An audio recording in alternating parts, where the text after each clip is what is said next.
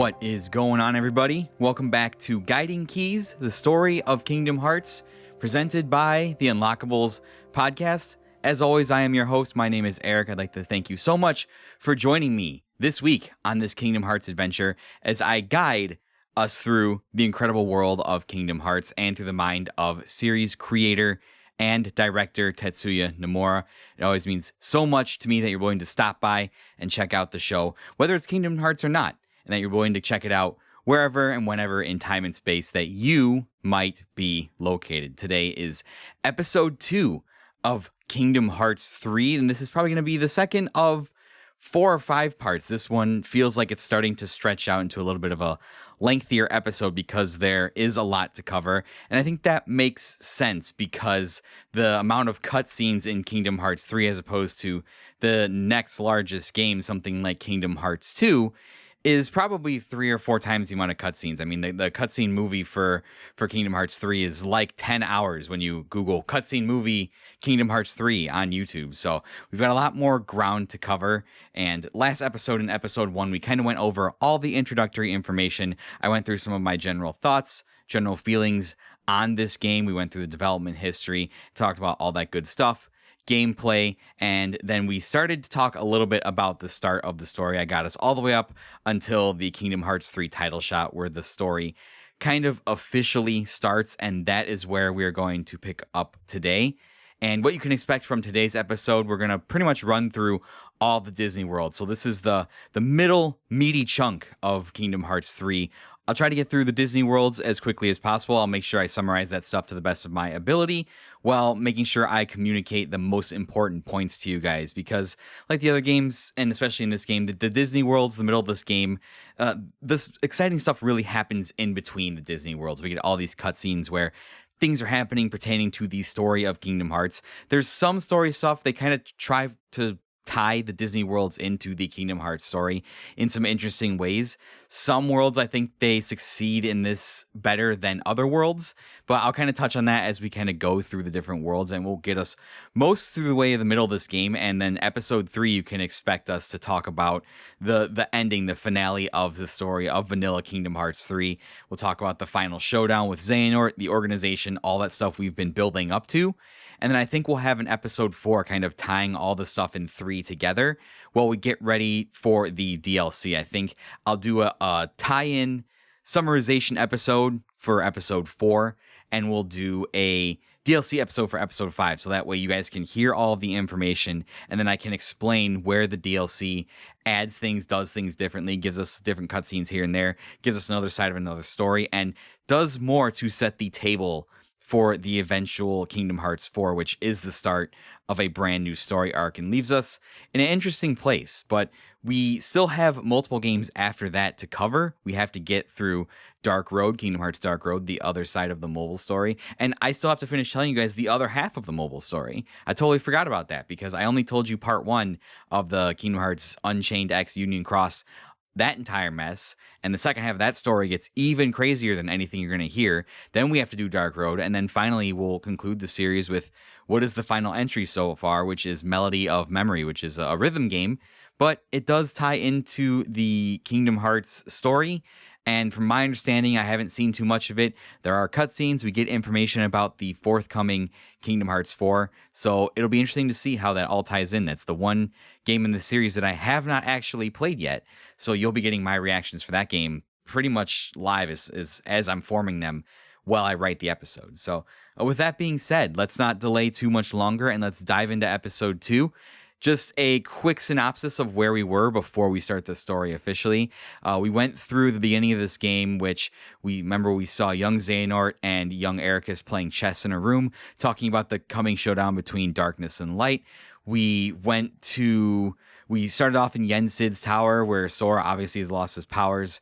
So he went out to find Hercules to figure out how he got his powers back. We went through Olympus, which was like the introductory world. I think it's fantastic introductory world. Kind of ties in. This is the last time we go to Olympus in the series so far. It's one of those worlds that's been in most of the Kingdom Hearts games. So nice to throw that there in the beginning and be like, hey, this is the official end of one journey and the start of something brand new.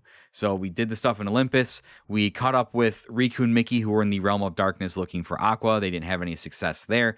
Ended up getting attacked by by the Demon Tower and basically snapped Riku's Keyblade. So we learned that little bit of lore in there. We went back to Yensid's tower, and Sora got new clothes and got the gummy phone.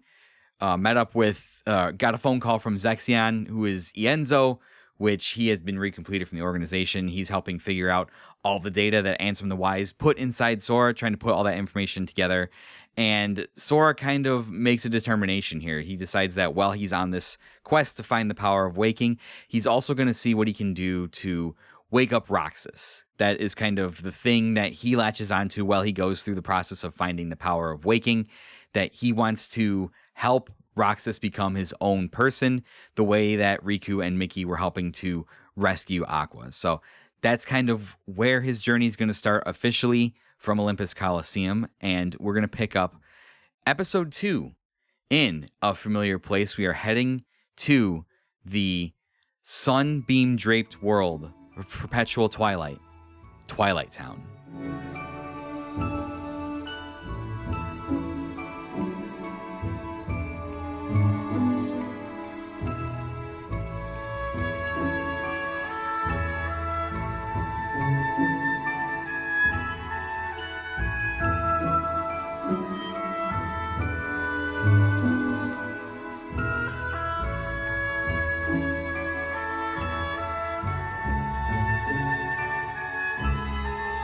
So after going through our first gummy ship section, which I described to you guys in the gameplay as more of like an open world gummy ship concept, you're flying amongst the asteroids and the space in between the worlds, and the Heartless ships are flying around. So really cool concept. I personally like it. I know some people thought it was a little bit boring.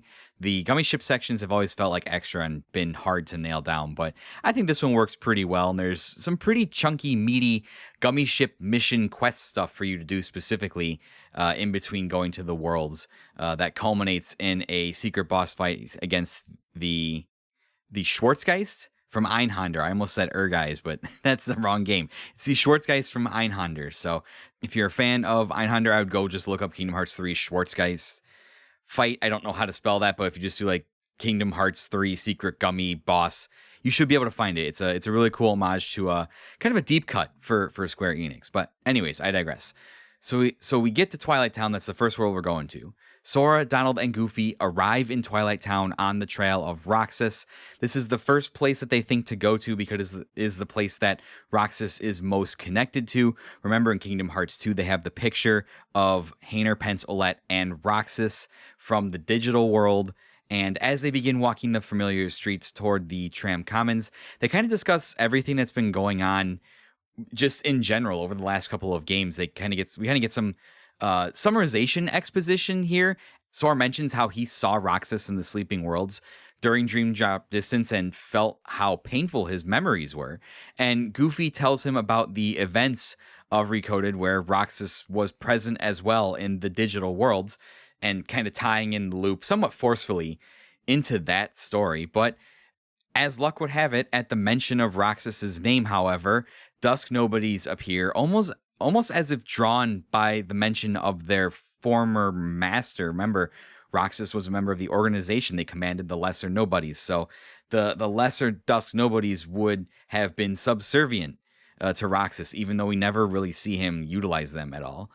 After fighting all of them off, the heroes hear a commotion down the street, and they turn around in time to see their old friend Xehanort, Pence, and Olette running away from a column of Shadow Heartless, which is the demon tower we saw from the Realm of Darkness, the same swirling mass that Riku and Mickey fought, the same swirling mass of Shadow Heartless that Aqua and Mickey fought at the end of 0.2 when Aqua got trapped further in the Dark Realm. They offer Sora a greeting as they run by, with Sora telling them that he'll obviously handle this as he draws his Keyblade. After a brief battle with the swirling mass of Heartless, you don't defeat it, you just knock some of its health off and then it flies away. So it's just kind of like a boss fight that just kind of takes up space, I guess. Sora, Donald, and Goofy catch up with the Twilight Town trio and explain to them that they're looking for Roxas. Well, the three friends confirm they've never had an in-real-life relationship with Roxas. Donald presents to them the picture of the four of them from the virtual Twilight Town, like I said, that they got in Kingdom Hearts 2 from Riku. And Pence compares it to the same picture that they have of just the three of them. So the three friends agree to help in the search for Roxas because they think he seems pretty cool. They would like, if the virtual them knew him as a friend, they want to know him as a friend. And suggest that Sora checks out the old mansion first while they kind of check around town just for any clues, I guess. I don't know. They're like, maybe if Roxas knew virtual other people, maybe other real people will know him. The logic doesn't really make sense there. But we head off towards the haunted mansion. We've been there a bunch of times. It's the iconic location in Twilight Town. And as Sora, Donald, and Goofy traverse the woods on the way to the mansion, they stumble across who else? Remy from Ratatouille, who was trapped in a tree surrounded by Heartless. And after rescuing him, we get a nice little cutscene. They help him collect his fruit that was scattered all around before continuing on to the old mansion. I know it might seem kind of like a throwaway thing. That'll circle back around in just a second. So bear with me if you want more from Remy from the Ratatouille movie. They arrive at the mansion, and Sora's gaze is naturally drawn to the room on the second level, where white curtains are kind of blowing in like a wind, even though the window's not open. And that's where Naminé would sit and often draw. And we kind of get a brief flash where we see Roxas standing in the same spot simultaneously as Sora. And it lasts for just a second because then Sora feels like a hand on his shoulder suddenly as the Twilight Town trio has caught up with them and kind of gives them a fright in the process. After Pence reports that asking around town didn't produce any leads, they all decide to head into the mansion, and as before in Kingdom Hearts 2, they make their way down to the sublayer where Ansem the Wise's computer terminal was located, along with the entrance to the virtual Twilight Town. Pence runs over to the computer using the sea salt ice cream password, as again from Kingdom Hearts 2. All this stuff was established in Kingdom Hearts 2, so we're just kind of running by it. So if you're listening to this episode, you're like, what the hell is going on? Go back and listen to the Kingdom. I just start the series from the beginning because all this stuff is starting to tie in, and especially in Kingdom Hearts 3, it starts to tie in. So Pence accesses the computer. He attempts to access the transporter to the virtual Twilight Town, but the computer screen is flashing red with a data error warning, and Pence says that the transporter has been protected. Well, when this happens, as if on cue, Sora's gummy phone begins to ring, and he answers a call from Ienzo, who happened to see the group log in from his terminal back in the Radiant Garden Lab. So the two terminals are obviously connected because they both belong to Ansem the Wise. The team starts to collab together, and Pence and Ienzo take point to solve the issue of the block transporter. They manage to get a network set up, and Ienzo gets to work changing the permissions so that he can access the data. They're not looking to go to the virtual Twilight Town. They just need the data which generated the virtual Twilight Town, I guess, which doesn't really make any sense that they're trying to activate the teleporter, but whatever. By analyzing the virtual Twilight Town, Ienzo says it can help him decipher Ansem's code more quickly, and it may help in their bid to restore Roxas. But there's one other warning that Ienzo gives them that's kind of unrelated before Sora hangs up. He explains how himself, Alias, and Dylan, who we know as Lexaeus, and Zaldin, former organization members, who were also recompleted, they went out to try and find their other recompleted associate, Evan, who we know as Vexen from the original Organization 13. He was in Chain of Memories. He seems to have gone missing, and Ienzo worries that he may have rejoined Xehanort and the new organization. Sora agrees to be on the lookout, and after that, he hangs up. While Hayner and Olette go off to work, Pence remains behind to kind of man the fort, to start doing computer stuff with Ienzo, to start copying over the data, whatever they're doing. So Sora, Donald, and Goofy begin to make their way out of the mansion and back towards town. Unfortunately, it wouldn't be a peaceful walk back into town because who should decide to just show up and be waiting for them at the gates to the mansion? It's none other than Ansem, Seeker of Darkness, one of the aspects of Xehanort, who is quickly joined by his counterpart Xemnas, the Nobody, the leader of Organization 13. So really cool to see these two kind of side by side and share a scene together. I mean, we've seen them before, but this is the first time where they share a speaking scene together with Sora, and it's a pretty cool scene, seeing both of these aspects who are major bosses from the first couple games have this conversation with Sora. So, you think you can bring Roxas back? Ansem!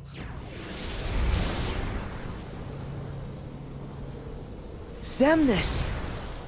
Roxas should never have existed in the first place. What you seek is impossible. Roxas does exist. His heart's inside my heart. And in the unlikely event you did manage to separate the two, where is it you think you can put his heart? Well, Roxas used to live in the other Twilight Town, right? So, I'm just gonna put him back there. Do you even realize what you are saying? The other Twilight Town is just data. A heart can live anywhere, even inside data. There are hearts all around us. Ansem and Xemnas used to be part of the same person, right? But look, now they exist separately just fine. If they can do it, then I don't see any reason why you and Roxas can't find a way. Oh, yeah! Yeah, you tell him, Captain Goofy. In that case, by all means. Nothing would please us more than Roxas's return, of course. You wish? He'll never answer to you again. Still so blind. A nobody is what's left behind when one gives his heart to darkness. There is only one way to bring Roxas back, which is for you to give your heart up as well. Sora, have you finally decided to call upon the darkness? What?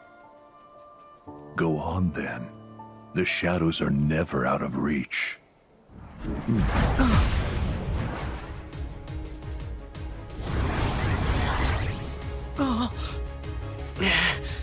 Now, set your heart free. Wait! Sora! It's not darkness. Not if it helps him. Sora doesn't really have a response to this, and never being ones to be able to leave on a subtle note, the two aspects of Xehanort summon Heartless to fight the trio before they take their leave.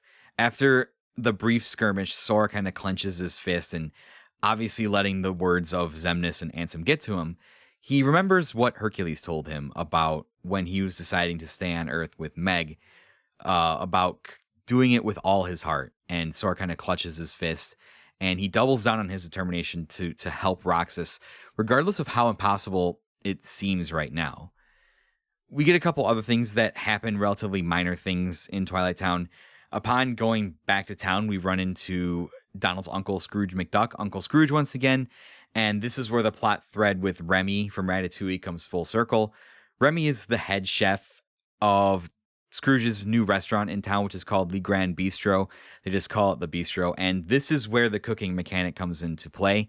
So you'll go and cook food from ingredients you found, and Remy will do the shtick that he did in Ratatouille, where he'll control Sora by pulling on his hair and make Sora cook the meal.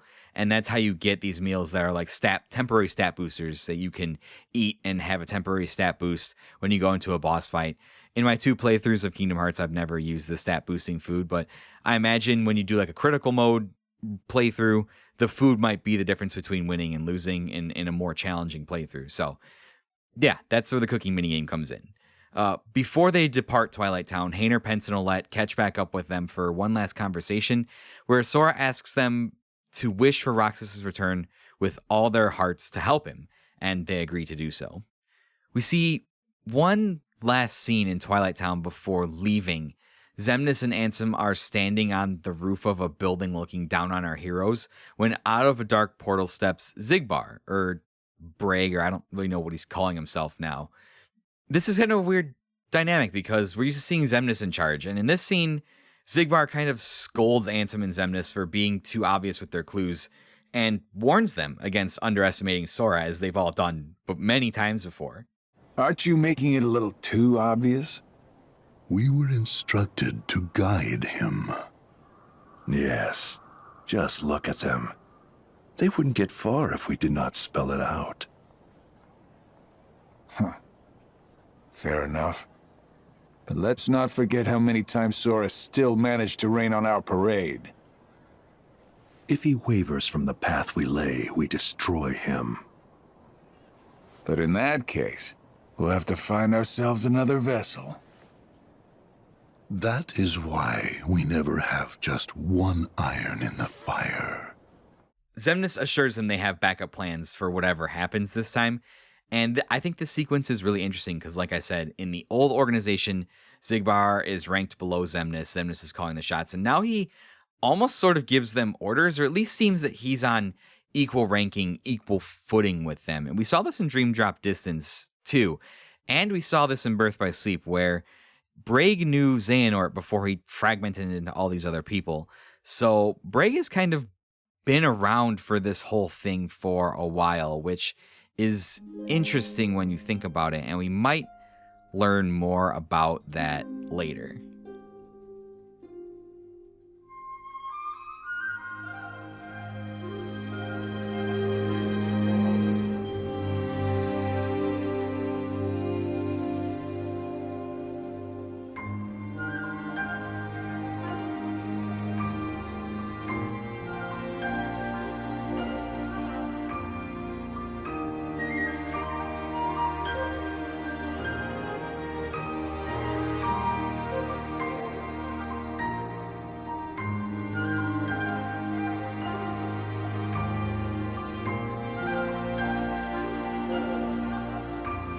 So the gang leaves Twilight Town and we transition to a new scene as we get a sweeping camera shot of a lush green forest. And as the scene changes, we hear a voice narrating and we quickly deduce that it's Kairi.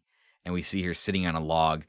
She's writing to Sora, kind of informing him and expositing to everything that is going on and how her and Lee, formerly Axel, have been training with Merlin to become Keyblade wielders. And the wizard took them to a space or pocket dimension that doesn't matter and they can train as much as they need to. Kind of guess maybe like it's a hyperbolic time chamber for Dragon Ball Z fans out there. I don't know. Merlin's able to do this just because because Kairi and Lee need somewhere to be where they can train. And it's like, oh, they had enough time to train so that they can be like involved in the last conflict or whatever. Anyways, we'll get into that when that happens. But she encourages Sora to remain his happy, cheerful self no matter what happens in his journey, saying that there's no heart his smile can't reach. It's very sweet. She also mentions in the letter how Lee will sometimes space out when he's looking at her, and when she asks him what is wrong, he snaps back to reality and he tells her that he feels like he's forgetting something. And remember this is where the Kingdom Hearts 358 Days threads tie in, Xion looked like Kairi, and Lee's memories of Xion are still etched on his heart despite everyone having forgotten her. Because when she was defeated, that's what she told Roxas would happen. She said, when you defeat me, everybody will forget about me, because her memories are technically linked to Sora's memories, and that's why it would happen. So he's trying to remember something that he experienced, and he doesn't remember Xion, but he feels like he's forgetting something because remember, like that, those memories are still etched on his heart, even if he forgot her. Anyways, more about that later. Suddenly, Lee approaches, and we get a really, really touching scene between him and Kairi. They have a couple of scenes together in this game, and it's not like lovey-dovey, like shipping stuff. It's just really tender scenes between Kairi, who is just a very kind heart, and Lee, who is very clearly conflicted, dealing with his own things. And Lee comes up and asks Kairi if she's writing, and he says, yes, she's writing a letter to Sora, but it's more for her. This way she feels like she's talking to him. It's not a letter that she wants to send out. It's just kind of like a diary, like she's pretending to talk to Sora. Lee then presents Kairi with a sea salt ice cream bar, which he asked Merlin to get for him. And that's just the cutest thing, right? Because the sea salt ice cream tradition was the symbol of Roxas, Axel, and Xion's friendship in 358 Days. So the fact that he's sharing one with her is his way of letting her know that they're friends and he cares about her. And it just so happens to be a setting sun at the time of this cutscene, which is just, like chef's kiss for like the symbology, the sea salt ice cream trio, all that stuff that ties into 358 Days. It's an amazing scene that you don't really appreciate if you haven't done the entire series and watch these friends spend countless days after their work in the organization watching the sunset. Oh, it's so good. It's so good. Like I said, the subtlety of the scene, it's so enhanced when you know the backstory of the games. And that's the little moments that pay off when you do have the knowledge of all the games. As Lee and Kyrie sit there and eat the ice cream, Lee drifts off into thought again, surely thinking of Roxas and trying to remember the thing or the person he just can't seem to remember. As the orange glow of the sunset washes over them, Lee shades his eyes and sees for just a brief moment the blurry visage of a girl with black hair before it returns to Kyrie, and he audibly gasps before dropping his ice cream, and a couple of tears involuntarily fall from his eyes. And Kyrie notices this, rushes over to him, but Lee kind of brushes it off as, oh, it's something in his eye. He makes a quick exit. He's like, I'm going to take my leave. I'm going to get out of here because he's dealing with some stuff in this whole scene. He makes one request of Kyrie, though, and he asks her to call him Axel from now on because that's what his friends knew him as. It doesn't say that specifically in the scene, but all of his friends never knew him as Lee. All of his friends knew him as Axel. So that's what he wants to be referred to as kind of a symbology of that friendship that he's hoping to get back. It's a great scene. There's a lot of really small touches in there that you notice if you've played the other games and understand the story. It's fantastic scene. Next, we transition over to Riku and Mickey over in Hollow Bastion. After this touching Axel and Kyrie scene, we go back to Riku and Mickey, who are retracing the steps of Aqua's journey. That was the suggestion of Master Yen Sid, is what they should do. They're trying to find some answers as to where Terra might have gone, as well as how to reach Aqua in the realm of darkness. They come to the courtyard in Radiant Garden, where Aqua had her final confrontation with Terra Xehanort when he was possessed by Xehanort in Birth by Sleep. This was the spot that she fell into the realm of darkness after diving in to save Terra. Remember, she dives in, gives him the armor and her Keyblade glider, and he flies out of the realm of darkness. And this is where Mickey kind of exposits and recounts all the events of how Terra Xehanort was found by Ansem the Wise, how Terra Xehanort had amnesia, how he took Xehanort in to be his apprentice, and all the stuff that kind of leads into Kingdom Hearts 1. When Xehanort becomes Ansem's apprentice, they split themselves into two beings, one heartless, one nobody. The nobodies found the organization, all that kind of stuff. Super condensed exposition of the plot threads for most of the series. Again, go back and listen to the earlier episodes. You'll get all of this stuff. I'll put the cutscene in here just so it can condense and you can get some of your memories back in case you've listened to these. Haven't listened to episode 1 since 2 years ago because that's about how long it's been. So this is the place where Aqua fell into the realm of darkness after she dove in to save Terra. Yeah. She said he was acting strange. Strange how, exactly? She sensed darkness in him. And they ended up getting into a big fight. Right. And in the aftermath, the two of them disappeared. Around the same time, the guards found a stranger with white hair lying unconscious here in the square. A man calling himself Xehanort. Ansem the Wise took the stranger in, but that was a mistake. Xehanort betrayed his master, stole his research, and along with his fellow apprentices, separated his heart from his body. Xehanort's heart took his master's name, Ansem, and traveled to the past to give his younger self instructions. He even briefly had control of you. His empty body stayed in the present, took the name Xemnas, and founded Organization 13. Their goal was to prepare 13 vessels for Xehanort's heart. Until we put an end to the organization. But all the while, young Xehanort had been visiting the future to choose 13 vessels of his own. Hearts with strong enough ties to him to begin a new organization. The real Organization 13. And now they're looking for a fight with us.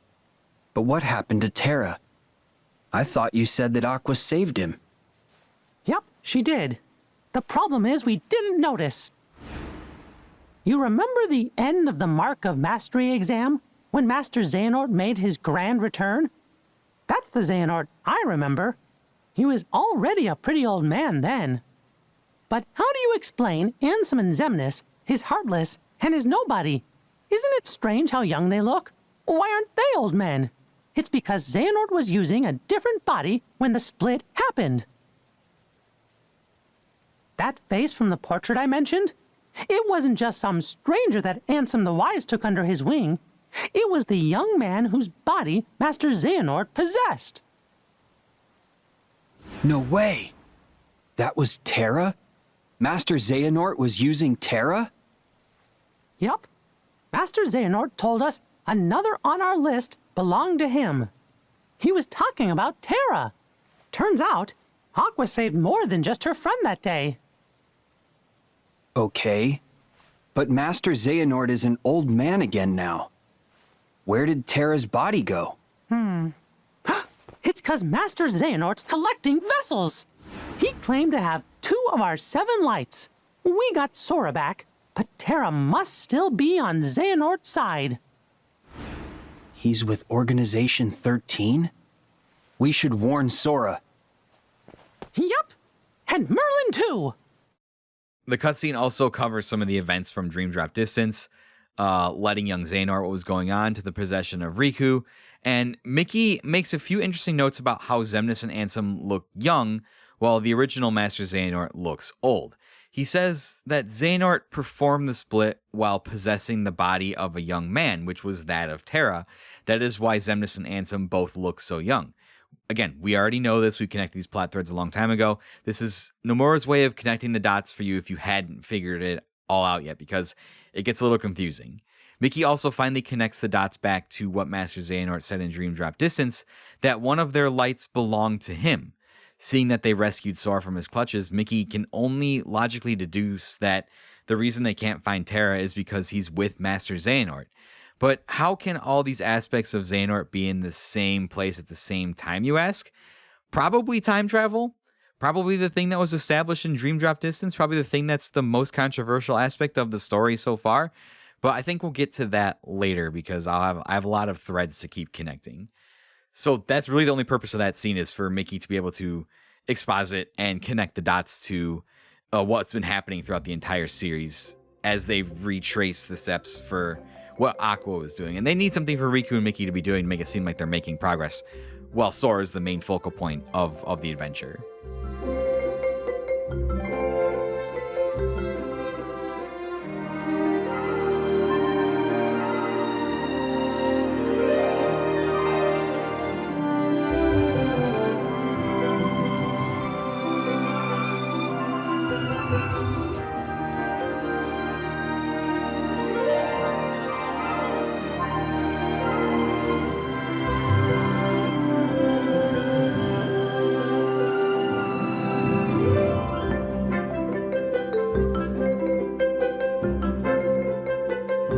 We're finally off on the Disney portion of this game, and we're spit back out into the gummy ship space where we can choose to go to a couple of different places.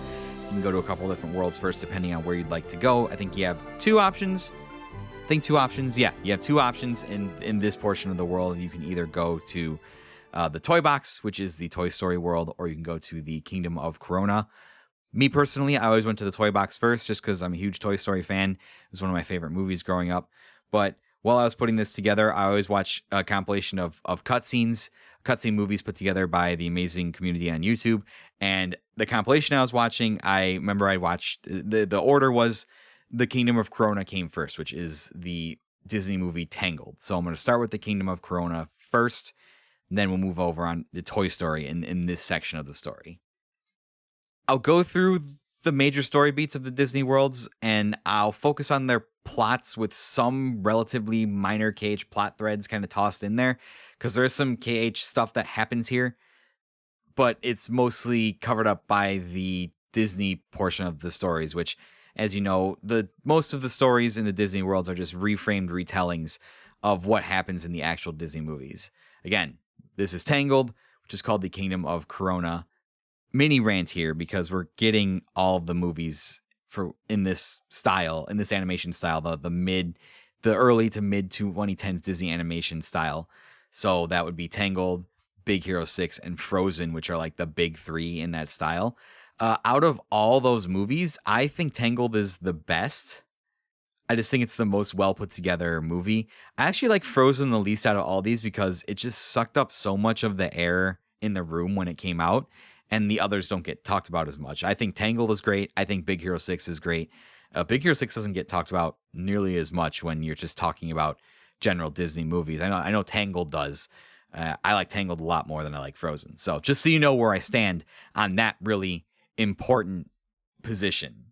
So like I said, instead of going beat by beat, I'll summarize the plot elements of the Disney story as succinctly as I can, and I'll elaborate on some more of the Kingdom Hearts elements when they happen. So Sora and his friends arrive in the Kingdom of Corona, enjoying the beautiful weather and scenery of the forest they find themselves in when they stumble across charming rogue Flynn Rider, who's being pursued by the Heartless, which they intervene and help him escape. After finishing the fight with the Heartless, they take off after Flynn, and in their search, with some help of Sora's clumsiness, they discover the secret path to the boxed-style Blood Gulch Canyon that hides Rapunzel's tower. No way out of it except that one cave. And at the time, they see Flynn and Rapunzel climbing out of the tower, and we see from a cutscene that this happens basically how it does in the movie. Rapunzel captures Flynn, ties him up, cuts a deal with him, agreeing to return his satchel to him, which contains a very expensive crown, if he takes her to see the Lantern Festival at the nearby kingdom. Flynn decides to enlist the help of Sora, Donald, and Goofy as his sidekicks, who just so happen to be there when they climb down to help him get Rapunzel to the kingdom. There's some really touching scenes that play out as Rapunzel discovers the outside world. That happen like as you're exploring the world. Like Sora can use his magic and skills to help her interact with the world. Like he can use wind magic to kind of like blow some flowers in the air. And Sora kind of also reminisces as they go along on his journey and how scary it is to set foot into a big new world for the first time. And that he was lucky that Donald and Goofy were there for him when he set out on his adventure, where they all kind of ran into each other when Sora's Islands got destroyed. We get a flashback to the tower where Mother Gothel, that's the witch that kidnapped Rapunzel as a baby, that's pretending to be her mother. She's furiously tearing apart the entire interior, knowing that Rapunzel is gone. When she finds Flynn's wanted poster, and who should show up in the middle of all this but none other than a member of Organization 13 offering to help Mother Gothel find Rapunzel.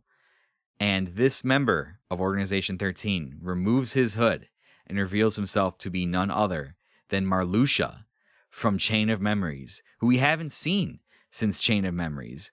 Marluxia, the pink-haired, scythe-wielding traitor who originally plotted to take control of the organization in the events of Chain of Memories, the one responsible for Sora losing his memories. That whole arc of the story he was involved with, he was just killed off in the second game.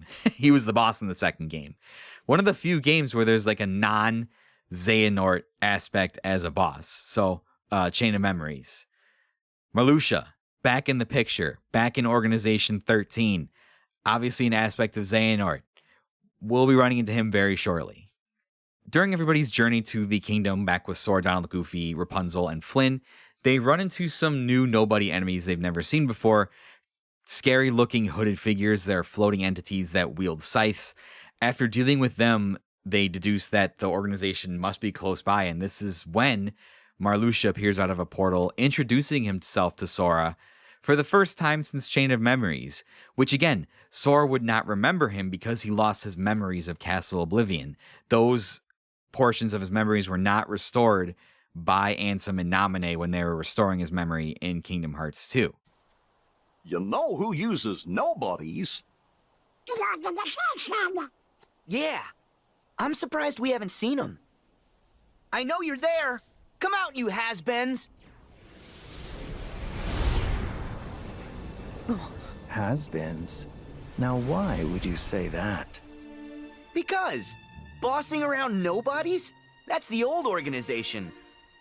Why? Are you in the real one too? Good for you. My name is Marluxia, and yes, that is correct. how interesting it is to see you again, Sora. Again? You know him? A shame you've no memory of me, because I remember you exceedingly well. Although, it's those memories I'd soon erase. I don't know what you're saying. Nor should you. Nor will you ever, for that matter. Now, if you'll permit me, I've come to ask a favor. Favor? You have got to be kidding me. Please hear what I have to say. I'm sure you've noticed. Well, perhaps not. But you should know that maiden with you, Rapunzel, is the very light of this world. I would see you guard her from its dark horrors. Huh? Starting with you, right? All the organization seeks is balance. You must understand, our ultimate objective is not to clash with the light. We seek to complement it. Use that Keyblade to keep Rapunzel safe. Before Marluxia departs after taunting Sora, basically, he makes a request of Sora, asking him to use his Keyblade to keep Rapunzel safe, because she is the very light of this world. Interesting thing to consider there. Sora, Donald, and Goofy attempt to catch up with Rapunzel and Flynn when they run into Mother Gothel, who plays the old woman mother card to try and manipulate them. And Sora just kind of like plays dumb, and when she realizes that they've lost Rapunzel as well, she turns a cold shoulder to them and tells them, "Oh, I'll find her myself," and just kind of storms off. And Sora, Donald, and Goofy don't even really think anything of it. After this, we get a series of events that coincide with the movie. We run into the ever-dutiful horse Maximus, who is pursuing Flynn Rider. He decides to accompany them. We finally reach the kingdom proper, and we take Rapunzel into the castle town where she gets her massive length of hair braided and proceeds to dance in the town square with Sora and the townsfolk. Flynn and Rapunzel have a touching moment on the boat when all the lanterns go up as she sees her wish fulfilled, and finally allowing Flynn, aka Eugene, to get the satchel containing the item that he was after. He rows to shore when the lantern show is over and tells Rapunzel to just wait there while he takes care of some unfinished business really quick. Meanwhile, Sora, Donald, and Goofy watch the lanterns from the docks in town when nobody's appeared to distract them because nobody's have the worst timing. Meanwhile, on the shore where Rapunzel is waiting, Marluxia appears and manipulates her into believing Flynn ran off with the crown.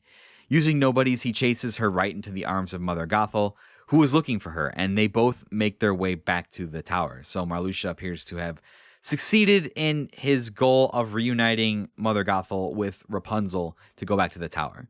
Sora, Donald, and Goofy see this happen as they arrive on the shore to see what's going on, and before they can call out to her, Marluxia appears to intervene, telling him this is what's best for her. Hey, isn't that Rapunzel? Wait! Rapunzel! Oh! Show some decorum. You again! Marluxia! The girl has found her dear mother. You should let them be. And why is that?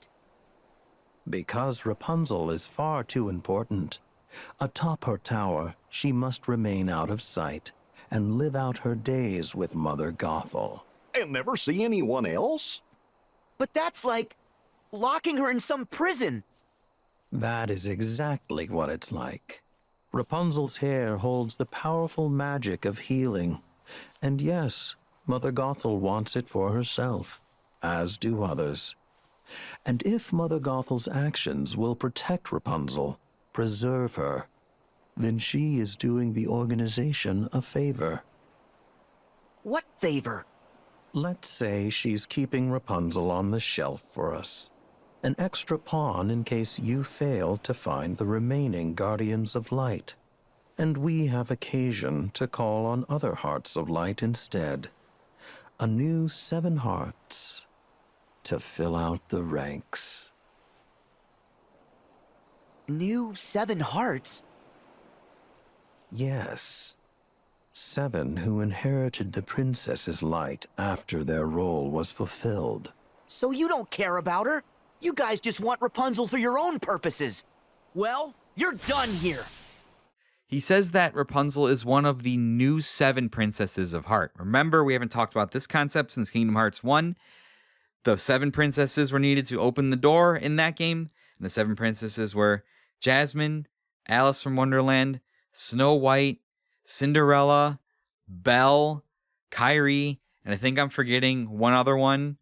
So please forgive me, but there were 7 of them. And he refers to Rapunzel as one of the new 7 princesses of heart. The organization are keeping tabs on her as a backup plan in case Sora and the others fail to assemble the Guardians of Light, because they're looking for the clash with the Guardians of Light to forge the Keyblade. But obviously the princesses have pure hearts, so they can just use the 7 princesses as their 7 lights. He then uses some weird like Febreze scent magic and makes Sora black out.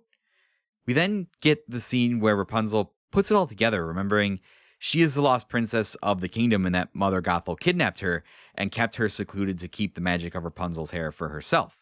Realizing the jig is up, Mother Gothel produces an ominous dark aura from we've seen when people give their heart over to darkness.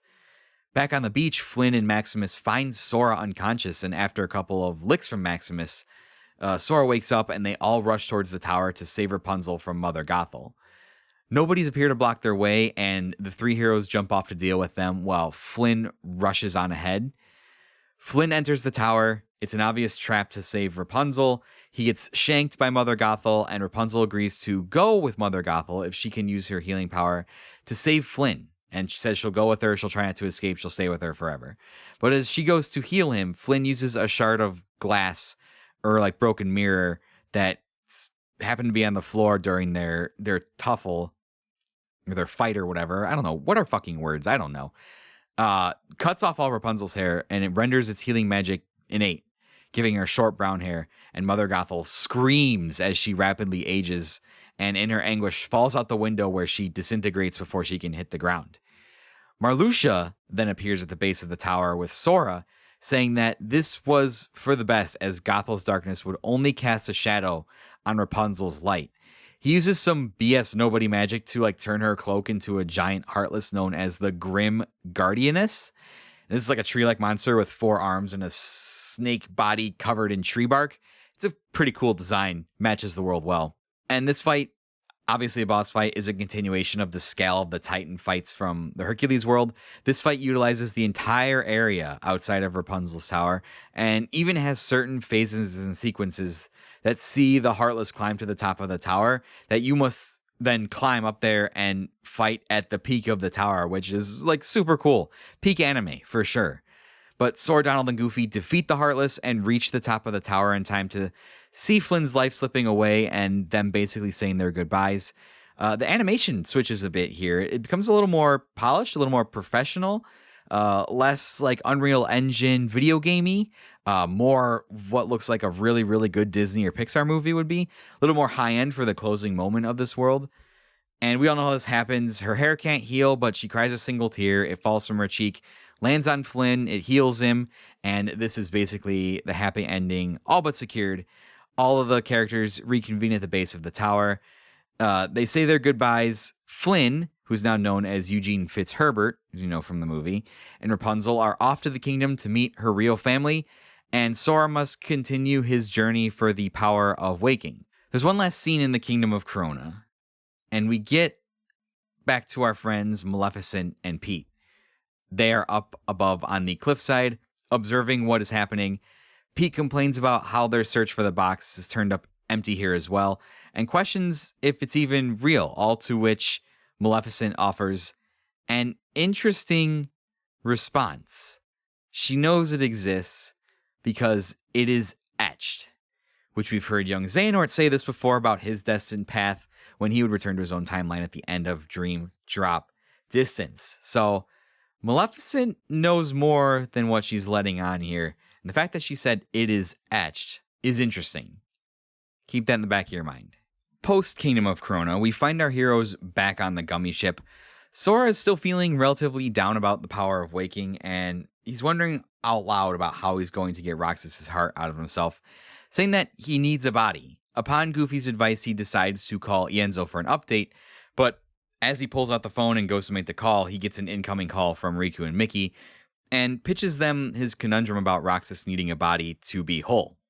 As they sit there puzzled, Riku suddenly remembers something from the way back in the beginning of our Guiding Keys playthrough. And maybe this is fitting considering that Marluxia was the one that we dealt with in the first Disney World we went to. In Chain of Memories, one of the plot points in that game was replicas, the replica program.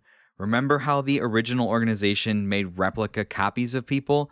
They made one of Riku in Chain of Memories that acted based on the memories Naminé gave it.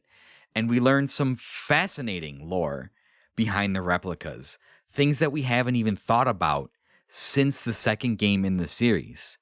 The replicas were developed by the original Organization 13 to be vessels to hold hearts in. Once a heart is inside a replica, it becomes indistinguishable from a real person. And a replica takes on the form of whose heart is inside it. Because Sora asks if they put Roxas's heart in a replica, would it still look like him? And yes, it would. Mickey decides to ask Ienzo about the potential for using replicas and what became of them during the organization's testing.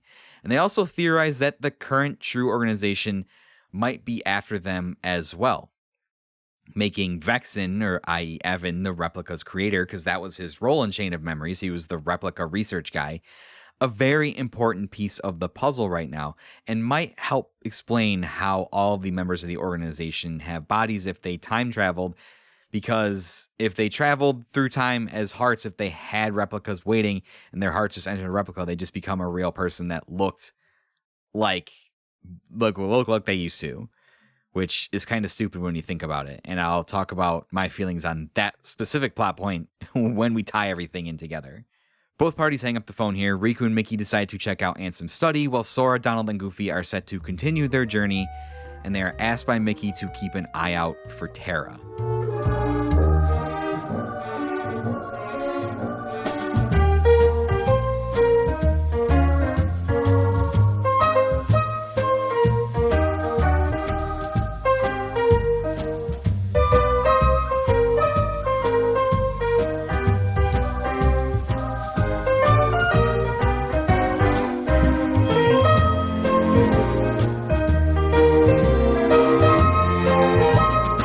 Moving right along to the Toy Box world, which is the world of Toy Story.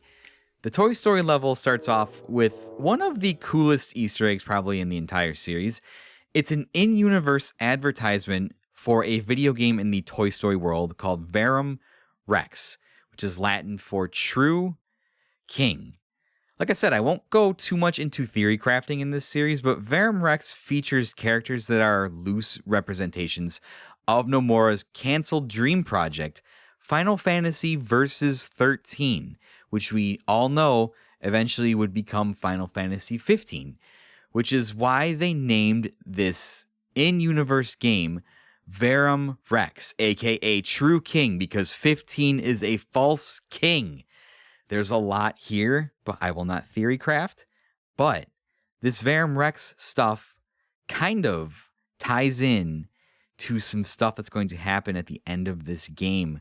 The main character of this in-universe game, Verum Rex, is Yozora. Yozora.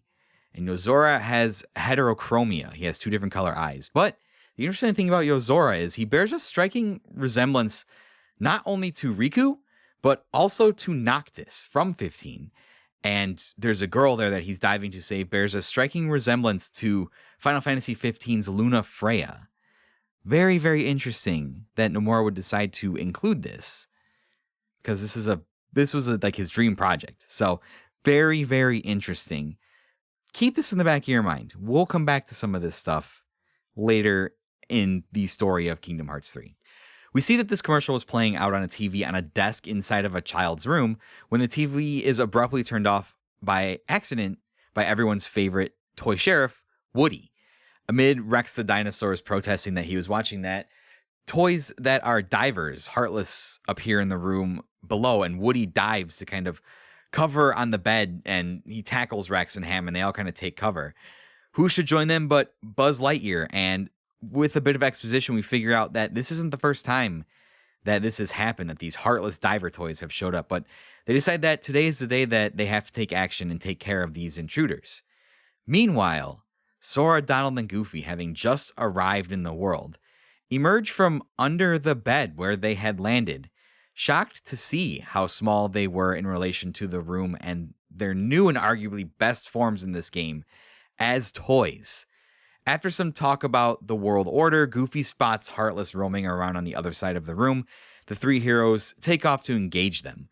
On the bed above, however, the toys led by Woody are about to jump into action when Buzz stops them, seeing the three heroes charge into battle to fight the Heartless. I think this world rules. I love the design of it. It's so cool. You feel like a toy. Sora's toy design, Donald and Goofy's toy designs are incredibly awesome.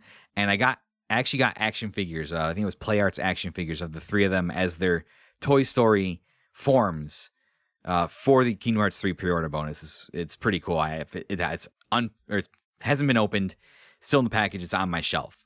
With this story setup, I'll do the same thing as I did in Kingdom of Corona. I'll highlight main story beats. Also, fun fact, Woody is not Tom Hanks in this, and Buzz is not Tim Allen.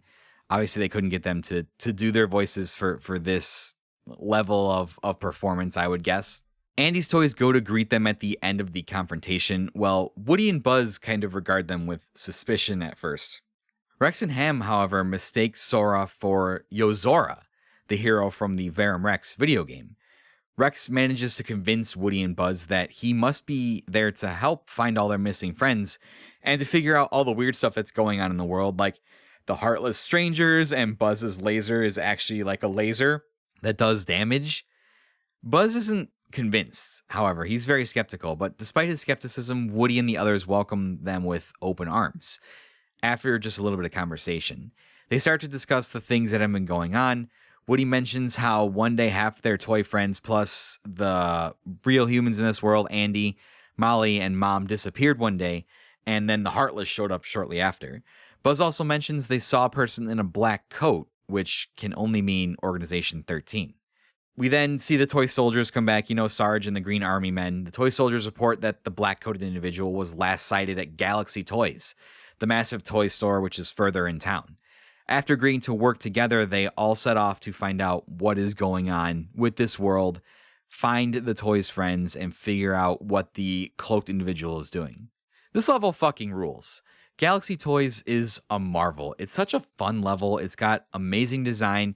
It has like an interconnected central hub with themed toy stores littered amongst its 3 floors. This is hands down the best level in the game. It's fantastic. When they enter, there are massive new robot toys on display, which are known as Gigas? And Sora asks like an insanely philosophical question for this world. He asks why that toy doesn't move when Woody and Buzz and all the other toys are moving. And Woody simply states that it just probably hasn't figured out how to yet. Which, like, the fuck? They just figure it out how to be sentient one day? Like, that's insane. Insane Toy Story lore being teasing in Kingdom Hearts 3. Sora's just like, why aren't they moving? Woody's just like, I don't know, they just haven't moved yet. Like, insane. Absolutely insane. After this comment, though, out of nowhere, a voice says, I can make them move for you. And who else but fucking young Xehanort is standing on the gigantic gacha machine in the middle of the toy store. He summons Heartless, who go on to pilot the giant mechs and engage Sora and friends, while explaining that this world holds a key to recovering one of the organization's darknesses. The way hearts and bodies interact in this world holds a key. So they pulled apart the world, young Xehanort saying this, they pulled apart the world and made a copy, and he leaves without further explanation, and as Sora and their friends fight off the Heartless. And this fight, Sora can also pilot one of the giant mech toys, which is a really cool specific gameplay mechanic to this world that doesn't show up anywhere else. They didn't have to program that specific gameplay mechanic in there, but they did. And having like a giant Pacific Rim kaiju battle in the toy store in like toy mechs is a really, really cool touch. Post-fight, Buzz is just like fed up with all the nonsense. He's saying that a world can't be split in two. He serves very much as the voice of skepticism and caution, but Woody continues to believe that Sora, Donald, and Goofy are there to help them. But before they can decide on any further choice of what to do, the toy soldiers report in saying that they saw Rex get kidnapped and hauled up to the second floor, and that Ham and the aliens are missing as well.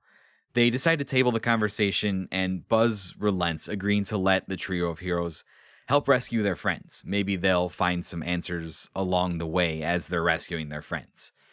Using rails that span all 3 floors of the toy store, they get to the second floor and enter a toy store that is themed around action figures and dinosaurs. I guess it would just be just like action figure. It seems like it's a very much like a boy store. They enter cautiously and immediately something feels wrong. Before they can act, however, a gigantic Godzilla-like reptile toy, Heartless, bursts from behind the boxes set up on a display, and the store's metal shutter slams closed behind them, locking them in. You have to fight 3 of these gigantic Godzilla monstrosities in a mini boss fight before a 4th lands behind them in a cutscene. But in a rather comical fashion, Rex somehow ends up flying in circles on one of the planes that's suspended from the ceiling until it snaps and it collides with the Godzilla toy and knocks a Heartless out of it that was controlling it, which Sora makes really, really short work of. So again, we've got giant mechs, we've got giant Godzilla monsters, super cool enemies in this world. Our heroes catch up with Rex. They ask him if he knows where the others were taken, but Rex has no clue at all about what's going on or that anyone else was taken. Luckily, Sarge, the toy soldier leader, finds a way into the store and informs them that Ham and one of his scouts was last seen in the babies and toddlers store before all contact was lost. I don't know how they are talking to each other. Maybe they have walkie-talkies. I don't know. The group decides to use the vents to make their way to their new location, but Rex rather nervously uses his long tail not fitting through the vents as an excuse to go and wait by the entrance, and Buzz encourages him to be on the lookout in case their friends come that way. They make their way through the vents to babies and toddlers, and wondering where to start, Sarge mentions that his man mentioned something about music, leading the group to investigate a corner of the store that sports like an orchestra made of frogs. It looks like it's like frogs playing instruments. Woody and Sora start running on the record player when Sora notices one of the instruments sounds off, and after investigating a frog playing a tuba, Sora pulls Sarge's missing soldier out. The missing soldier tells everyone that he located Ham, but was grabbed by a giant hand and stuffed in the tuba before he could do anything. They end up locating Ham in the dollhouse, but before they can rescue him, they are confronted by another possessed toy. Just massive, creepy, scary looking, like, Addams Family doll that marks like another mini boss fight.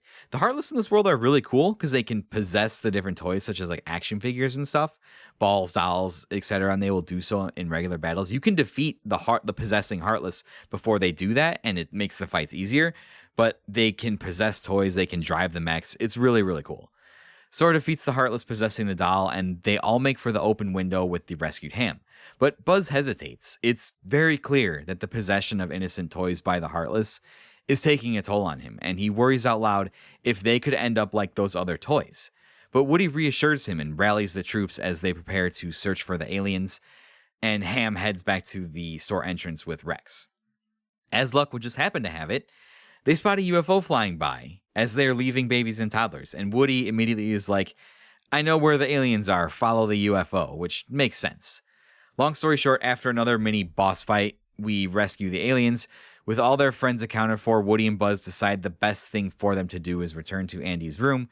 Well disappointed, Sora agrees that this is probably for the best, stating that the organization is their problem, and they go to see off their new friends at the toy store entrance.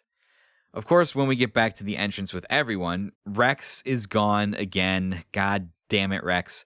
But this time, Ham said he went up to the video game store to find something to prove to Buzz that he can trust Sora. The toys decide to team up with Sora, Donald and Goofy one last time to go and retrieve Rex. Once again. Upon getting to the video game store, they find Rex, who shows Buzz a copy of the Verum Rex video game with the Yozora character on the front, and this seems to be enough to convince both him and Woody that they are toys from the video game. Before they can leave, however, young Xehanort appears to block their exit, and one of the puppet Heartless that can control toys ends up possessing Buzz as he begins to fire his very real laser at his companions. As the toys try to hold Buzz back and Goofy defends Woody, Sora tries to strike at young Xehanort over and over, who simply instant transmissions away each time Sora tries to make contact. And this is where we get young Xehanort, of course, expositing the reason. Lots of exposition in all these worlds.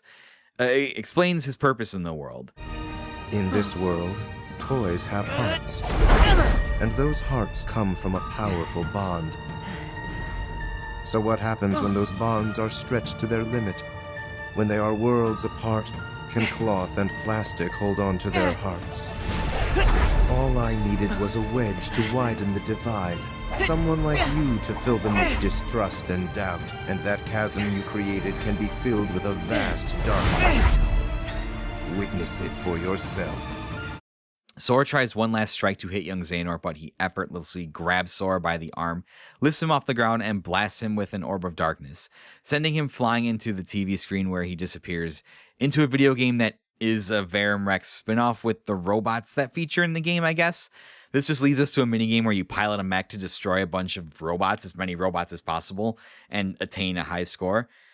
This part's interesting because young Xehanort kind of gives a Kingdom Heartsy reason as to why the toys are alive. It's the bond between the toys and the humans that give the toys a heart. So I think that's kind of a cool way of explaining it. It makes sense in Kingdom Hearts terms. It kind of fits in nicely with the narrative of Toy Story, I guess. But anyways, Sora escapes the video game. He regroups with his friends and the toys in the video game store. Buzz is still missing. He disappeared into a dark portal opened by Xehanort. Their objective is clear. They have to rescue Buzz, and Sarge offers some great intel, mentioning how they saw a shadowy portal in the Kid Corral. They manage to locate the dark portal and enter this room that is just filled with shadow and darkness. Xehanort proceeds to taunt them as he is wont to do, but Woody responds with one of the most epic verbal beatdowns of a Kingdom Hearts villain by a Disney character in the entire series. And Sora joins in, chastising Xehanort for being so obsessed with the darkness that he forgets the light that casts the shadows. Whatever you're talking about, I don't care. Put Buzz back the way he was, then get lost. Or else what, toy? Yeah, I am a toy. And a friend. My guess is no one's ever loved you before. Because you know nothing about hearts and love. There are hearts all around us, trying to connect. Your loneliness only made Woody and Buzz's connection stronger. That's the heart's true nature, to never ever let go. Wherever they are, Andy and the other toys haven't let go either. Yeah, you can't keep us from Andy. We're going home no matter what. And taking Buzz. Xehanort, you're so caught up in finding the shadows, you forgot about the light that cast them. Oh, it's great. I'll probably put in the cutscene here, but it's just such a verbal beatdown.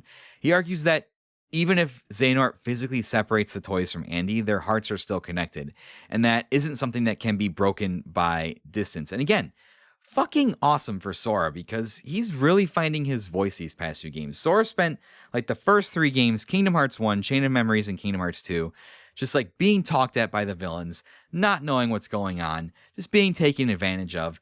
And in Dream Drop Distance and Kingdom Hearts 3, even though in Dream Drop, Sora got screwed over and basically fell into their trap, he's been like talking back. He's found his voice. Like, he's not letting the Xehanorts like tell him these like lies and BS anymore. Like, he knows what's going on with everything, and he knows what he's experienced and what he's believed, and the connections that share the bonds of hearts and all this stuff. Like, he knows all this.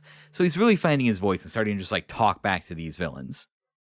This outburst causes the Dark Link holding Buzz to break, and Sora, Donald, and Goofy rush young Xehanort while Woody uses his pull string to kind of swing over and grab Buzz out of the air.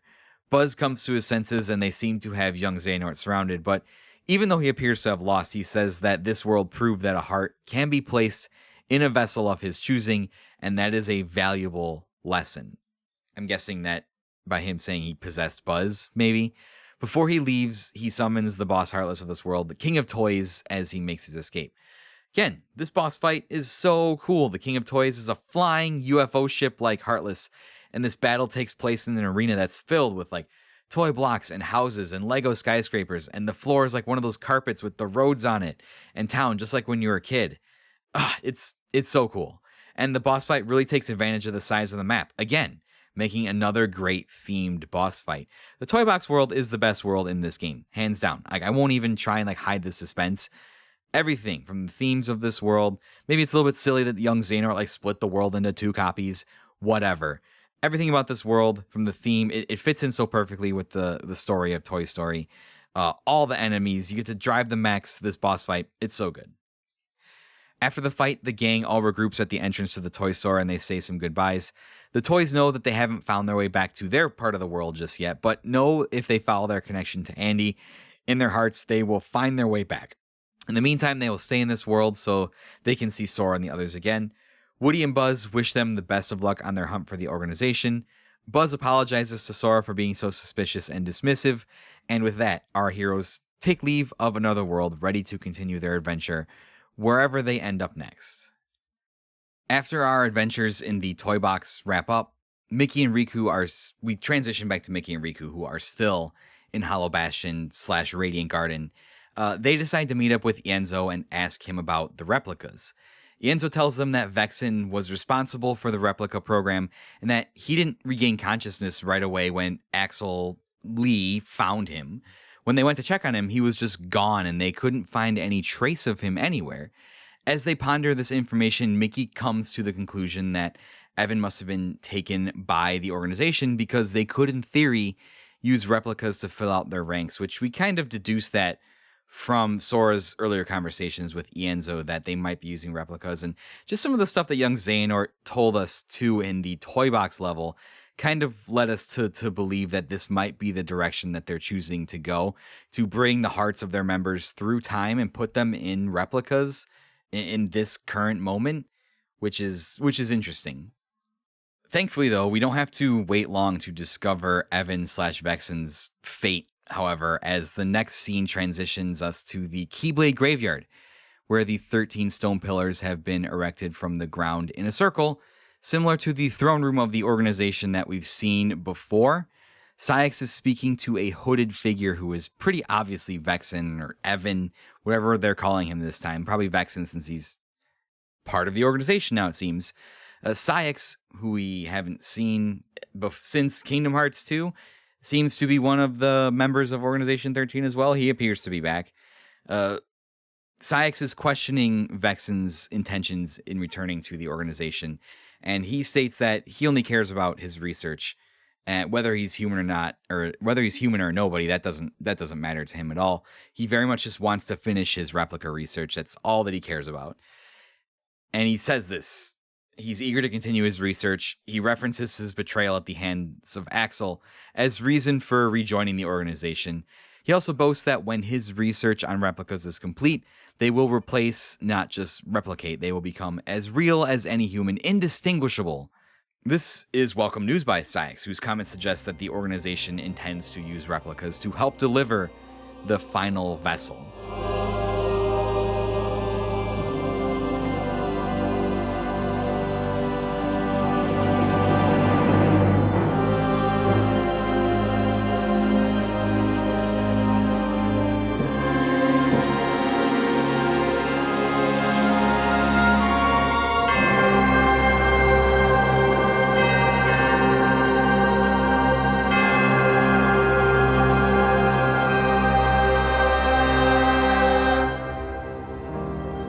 Alright guys, so with that scene in the Keyblade Graveyard with Saïx and Vexen talking about the replica program, I checked my recording time and I'm at a little bit over an hour. I'd say about an hour 10 in, and after I do some edits and insert some cutscenes, it'll probably be a little bit longer than that.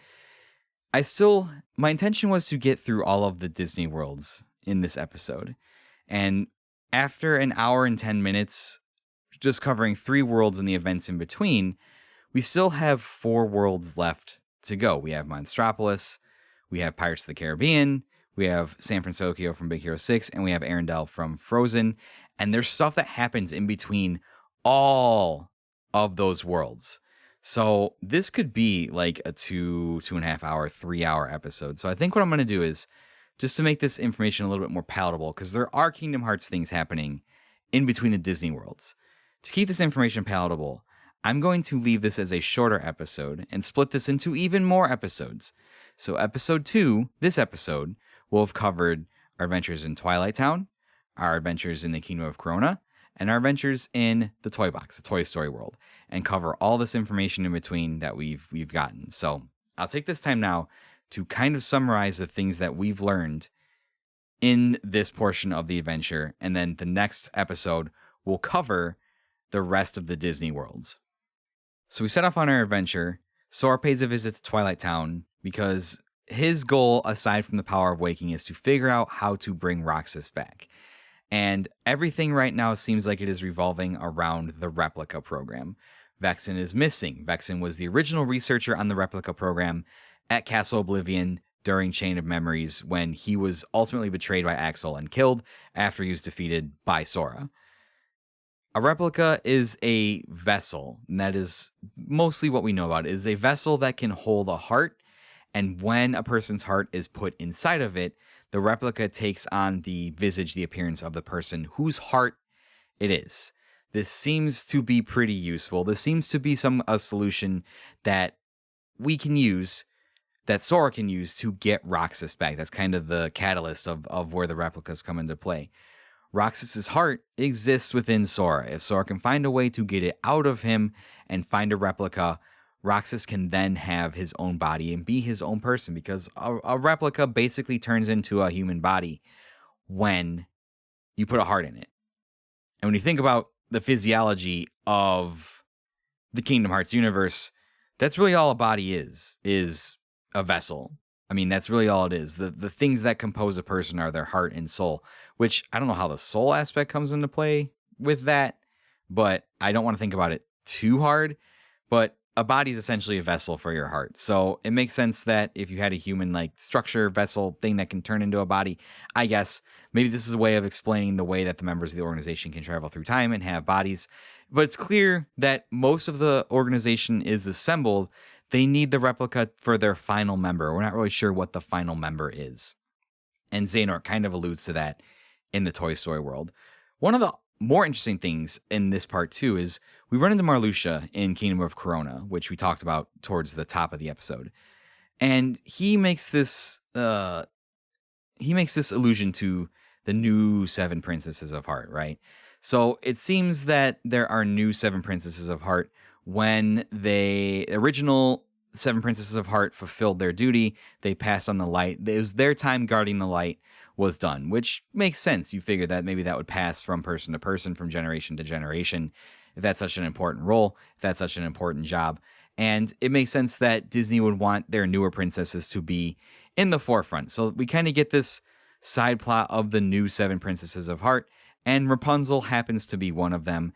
That makes sense. She's one of the new faces of the more modern Disney.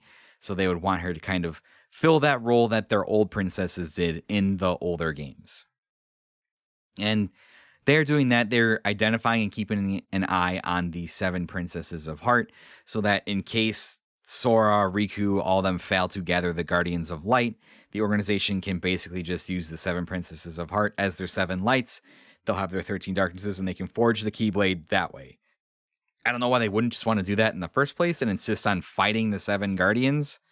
It seems a little... There's a lot going on here that when you really start to squint at the breadcrumbs were being laid out, doesn't really make a lot of sense, and I'm kind of upset by it. I don't want to give away too many of my thoughts about the end of the story, but those are kind of the main things that are going on right now. So we've met Marluxia and young Xehanort, who are in the new organization. Marluxia is kind of identifying new princesses. Young Xehanort is working on this experiment of hearts and vessels, and they need Vexen for that, because Vexen was the replica program researcher.